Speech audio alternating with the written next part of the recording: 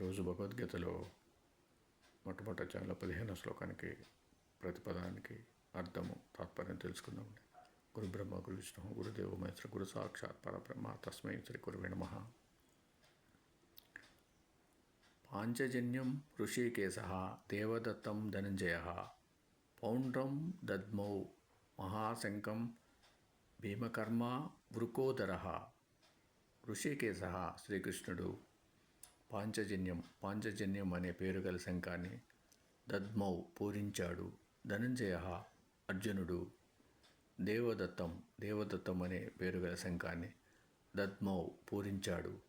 భీమకర్మ భయాన్ని కలిగించే పనులు చేసే వృకోదర భీముడు మహాశంఖం పౌండ్రం అనే గొప్ప శంఖాన్ని దద్మౌ పూరించాడు.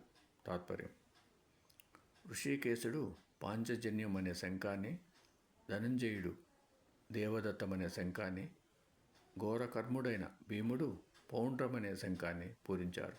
ఓం సమ సద్గురు సాయినాథ్ మహారాజ్కి జయ. ఓం సమ సద్గురు భరద్వాజ్ మహారాజ్కి జయ. ఓం నమో వాసుదేవాయ నమః.